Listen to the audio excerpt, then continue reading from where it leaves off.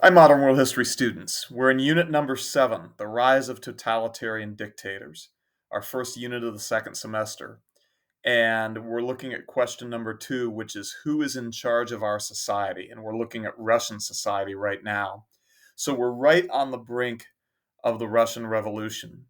And we looked at the Russian Revolution really, really quickly. We did about a 5 to 10 minute reference to it when we were in World War One, and then we moved on very quickly to the consequences of that. The Treaty of Brest-Litovsk, which opened up the door for Germany to end the war on the Eastern Front and focus all their efforts on the Western Front. And so we stopped talking about the Russian Revolution. We made it a very quick reference, and we moved back to the war because that was kind of the thing to do at that point. But now we're coming back and talking about what really happened in the Russian Revolution. And in class, you know that you will learn, or you will have learned, that there was a lot of things going on. The fact that Russia was essentially still a feudal society, a society that hadn't changed much in hundreds of years, basically a medieval society in which there were enormous inequalities between the wealthy, privileged, landowning nobles and the extremely impoverished peasants. So there was great inequality in this society, that this was not a modernized society, it was not an industrialized society, and that when the war came, the First World War, you've heard me say it before, only 1 out of every 4 Russian soldiers had a working gun, and the average number of bullets that a Russian soldier carried was 9. And so as a result, they were in horrible shape to fight their war against the Germans. And the German invasion created untold suffering for Russian soldiers and civilians alike. And then add to that the fact that the political system didn't allow for any kind of real change. That Tsar Nicholas II had created this thing called the Duma, which was supposed to give the appearance of a parliament, to give the Russians some sort of impression that they had some sort of say or voice in their government. But in reality, they didn't. The Tsar could abolish the Duma, could send them home anytime he wanted. It didn't really have any lawmaking power, really only the power to suggest new laws. And when there were public protests against the Tsar, such as on Bloody Sunday in 1905, the Tsar's soldiers, broke up those protests through violence, killing hundreds. So it really, we can really sort of understand all these underlying issues: social inequality, um, political inequality, no sort of political empowerment for the people, extremist poverty, and then, of course, the hardships of the war. All of this sort of combine to make Russia ripe for a revolution by the spring of 1917. But there is one other factor that I want to add here, and that is the fact that there was a lot of distrust amongst the Russian people of Tsar Nicholas II and of his family.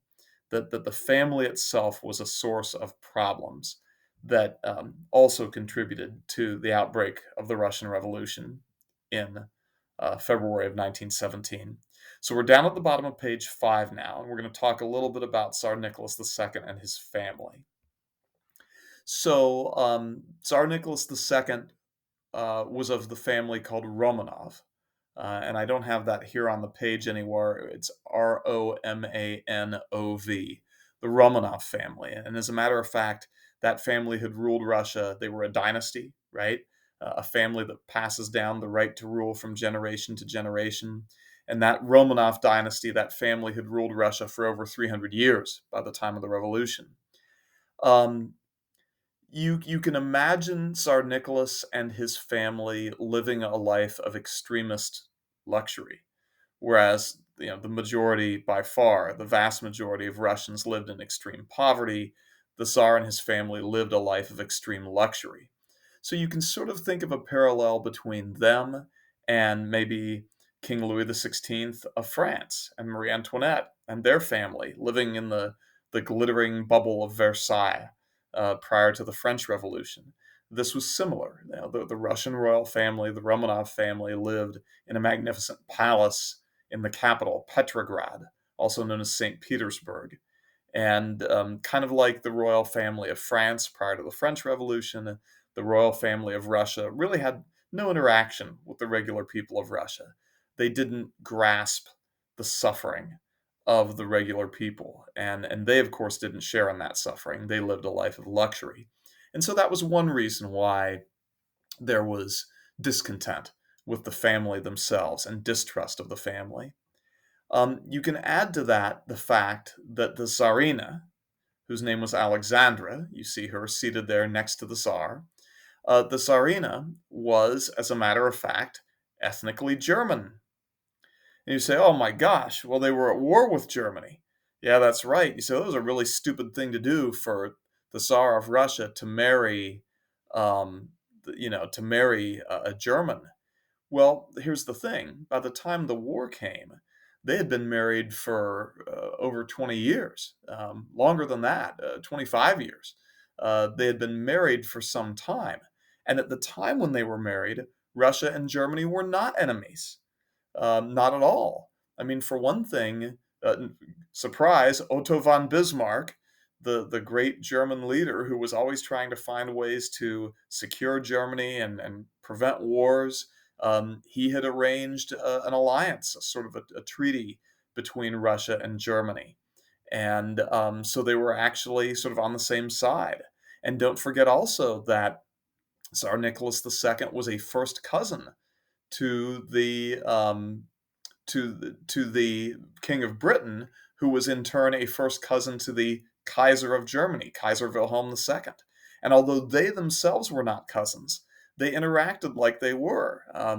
Tsar Nicholas II and Kaiser Wilhelm II of Germany wrote letters back to each other in which they addressed each other as Willie and Nicky. So they treated each other like cousins, even though they themselves were not first cousins, but were connected through a common first cousin. So, it's not that Tsar Nicholas II had done something stupid by going out and marrying a German princess when Germany was the enemy. Germany was not the enemy when they were married. Germany was, at the very least, a friend, even to some degree, an ally. And then that had turned, right? It had been Kaiser Wilhelm II's behaviors, his aggressive behaviors, that had pushed Russia into this partnership with France and then with Britain. And so, really, things had changed. It was not irresponsible for Nicholas to have married a German, but now that he was married to a German, and now that during World War I, with Russia at war with Germany, that created complications, particularly when Russia began to perform badly. When the Russian armies lost catastrophically that early battle at Tannenberg, and when Russia was then invaded by Germany and Russian armies powerless to stop that German invasion and performed so badly against the Germans, well, it caused some Russians to begin to speculate on whether the Tsarina Alexandra, Tsarina, wife of the Tsar, whether the Tsarina Alexandra was in fact working inside of Russia to sabotage Russia's war effort, that she sided with the Germans, and that she was deliberately trying to sabotage Russia's effort to fight the Germans because she was on their side. There was all sorts of rumors spread about that, particularly when Tsar Nicholas II ended up going out to the front to take personal command of his armies. He felt that that would motivate them, that it would give them a greater reason to fight. So he went out to the front to take personal command of his armies, and he left the Tsarina Alexandra in control of the government back in the capital. And that actually contributed ever more when Nicholas went out to the front. That contributed ever more to the suspicions of her that now she didn't have supervision. She was sort of left alone to manage Russia's government and Russia's war effort, and that put her in an even greater position of power to sabotage it. So there was this great suspicion of her because she was ethnically German. And of course, that's any person who had a brain at that point would have said, probably the real reason why we're losing the war is that most of our soldiers don't have working guns, and that they recognize they're being sent into this sort of futile suicide mission. And that's why they're deserting the army by the hundreds of thousands, and that's why we're losing the war. And but no, it had to be that the Tsarina, who was ethnically German, was sabotaging the war effort. Another contributor to people's distrust of the royal family was this little guy. This is the only son, the Tsarevich. So Tsarevich means son of the Tsar, and specifically the oldest son of the Tsar. And in this case, he is the only son of the Tsar. In other words, this is the one who will be Tsar someday. Right? When Tsar Nicholas dies, this little guy Alexei, who at this point is 9 years old, he will take over and become the Tsar. So Alexei suffered from a condition called hemophilia. And hemophilia, if you're not familiar with it, is a condition in which the platelets of your blood do not work properly. So you remember, maybe you learned in eighth grade health, there are three kinds of blood cells. There's red blood cells, which carry oxygen, and white blood cells, which fight disease, and then there's platelets. And what platelets do is they clot. So that if you get a cut, right? If you get a cut, the platelets clot. They bond together to sort of block up the cut. And wherever your blood vessel is broken, they block that up. They clot together to block that up so you don't bleed to death. But a person who suffers from hemophilia either doesn't have enough platelets or the platelets don't work properly. And so the blood doesn't clot properly. And so a person who suffers from hemophilia can, if they get a cut or a scrape, they can bleed to death. Hemophilia, literally, it's Greek origin. Hemo is blood, and phil is love. So a hemophiliac, a person who suffers from hemophilia, is a person who loves to bleed. Okay, so a lover of bleeding. But a person who suffers from hemophilia, um, a cut, a scrape, even a bruise can be life threatening because they can bleed to death, externally or internally. And you can imagine, he's a little boy, he's a kid, right? Think about kids, running around and climbing trees and playing tag, and think about how many times you as a kid got a cut or a scrape or something, or fell down and got a bruise. Well, that could be death for Alexei. And so, as you can imagine, his mother and his father both were extremely careful about him, and were desperate to make sure that he would be protected, and every time he got a cut or a scrape, it was a cause for panic. And that's where the guy on the right comes in. So that's Gregory Rasputin. Gregory Rasputin is a former monk in the Russian Orthodox Church. He was a former monk. He was kicked out of the monastery, and he was kicked out of the monastery uh, pretty much for drunkenness and womanizing. So there you go. Those are two two behaviors that will get you kicked out of the monastery: being a drunk and a womanizer. And there were all sorts of other crazy rumors that perhaps he was a worshiper of Satan, things like that. Well, who knows? But he was definitely a drunk and a womanizer, and he was kicked out of the monastery. But he contacted the royal family, and he told them that he could stop Alexei from bleeding. And a desperate Nicholas and Alexandra brought this crazy man. I mean, look at him. They brought this crazy man into their family, and he could stop Alexei from bleeding.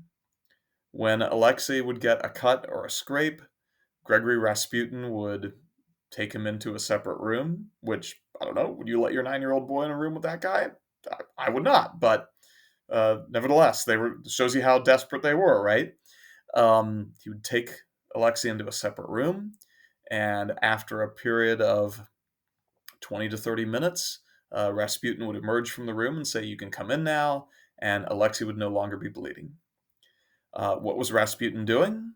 Well, probably using techniques to lower Alexei's blood pressure. Blood pressure is how forcefully your heart's pumping blood. And in conditions of stress or fear, your blood pressure tends to elevate. And so Rasputin was probably using techniques to reduce his blood pressure. First of all, just separating him from his panicking mom and dad by putting him in a separate room was probably one good move to lower his blood pressure.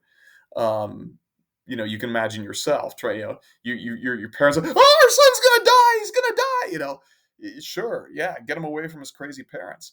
But then probably other techniques, everything from meditation, massage, even maybe hypnosis. Bottom line is Rasputin could stop Alexei from bleeding, and from that point on, wherever the royal family was, Rasputin was with them. He became essentially a member of the family, and that was a source of real jealousy and resentment amongst the nobles of Russia. Remember, we talked to you about how Russian nobles were always in competition with each other for who could have access to the czar and influence with the czar. Um, and the fact that this man, who was not a noble and was not even a member of the clergy anymore, had been kicked out, the fact that he had that kind of access to the family and to the czar, um, that was a source of real resentment. And as a result, many nobles began to spread vicious rumors about him that he was a Satan worshiper. And notably, that he was carrying on a illicit sexual relationship, an affair with the Tsarina Alexandra, that she and he were having a sexual affair, and that was part of the reason why he was so influential. There's no evidence that any of these rumors are true, but you know how rumors go. Those rumors were fed by rivals of Rasputin, nobles who didn't like the influence he had with the family. They repeated those rumors, they spread those rumors, and eventually those rumors made their way out to the public. And those rumors became yet another reason for the public not to trust the Tsarina, not to trust the family. So the reality is that in addition to all these other things that were already there in Russia, inequality, poverty, the war, and then the failed war effort, and the political system, which is completely unresponsive, and the way that the royal family lived in luxury. There were all these other things too that caused the people to be suspicious of and resentful of the royal family, and that's going to contribute to the revolution. So now we'll get into the events of the revolution itself. So we're moving on to the top of page 6. So the winter of 1916-17 was a miserable winter, as they all are in Russia, but especially miserable winter due to the ongoing German invasion and the refugee crisis. Remember that millions of Russians fled from the Germans, and they were forced to therefore to give up their homes, and they crowded into the big cities. To the extent that Russia had big cities, they crowded into the big cities looking for jobs and shelter and food. And of course, there wasn't enough of any of that. There was not enough jobs or shelter or food. This put an enormous strain on the family members who they were living with, and so on. As nasty as Russian winters are, the winter of 1916-17 ended early. There was an early thaw. The temperatures warmed up earlier than normal in mid February, and people now began to come out of their houses where they had sort of hunkered down for the winter, and they began to interact with each other again. And as they interacted with each other, they began to share with each other the stories of their families and of their families' lives and of the misery and the lost children, sons and fathers and brothers and uncles who had died fighting the Germans or who were missing, family members who had had to live with them, and not enough food. They began to realize, when you begin to talk to other people and you realize that they have the same problems you do, you stop thinking of those problems as being individual problems, and you start thinking of those problems as systematic problems, right? Problems with a whole system. The whole country is experiencing these problems. It's not just me and my family. So, and who do you blame for systematic problems? You blame the government. And so, as more and more people were interacting with each other, as the hard winter came to an early end, these grew into protests. There were massive protests in all the major cities, and particularly in Petrograd, which was the capital. Petrograd, also known as St. Petersburg. Petrograd, Peter's City in Russian. Petrograd, Peter's City. This was the capital. The other big city, actually bigger city in terms of population, is Moscow. Huge protests in both places. And probably certainly hundreds of thousands, and maybe over 1 million people coming out into the streets. What are they protesting? Well, they're protesting the war because they understood that the war was certainly the source of the root cause of all the suffering they were experiencing. They were protesting the lack of food. They were protesting the unresponsiveness of the government to all these things, but particularly protesting the war because they knew that the war was was what had made all these other problems more severe. So these protests erupted, and as I said, hundreds of thousands, perhaps 1 million people in the streets of Petrograd. And so the Tsar called in the army, and he called in soldiers. He called in 200,000 soldiers, brought them off of the Eastern Front where they were fighting the Germans, and pulled them into the city of Petrograd. And basically, he issued a command to all of these protesters to go home, clear the streets, end the protest, and if not, the soldiers will open fire. Now, remember that back in 1905, that's exactly what had happened. When there was a nonviolent protest, what was called Bloody Sunday, a nonviolent protest under similar conditions, not enough food during a time of war, Russo-Japanese War. There had been a nonviolent protest in Petrograd. The Tsar had ordered his Imperial Guard, which was the unit of the Russian army that was his personal protection, his personal bodyguard. He had ordered them to disperse the protests. And when the protesters did not disperse, they fired into the crowd and broke it up that way.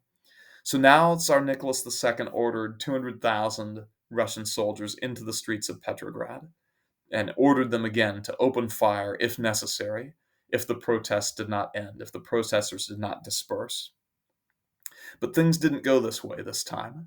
You got to remember that of all the people in Russia, the soldiers probably suffered more as a result of the war than anyone.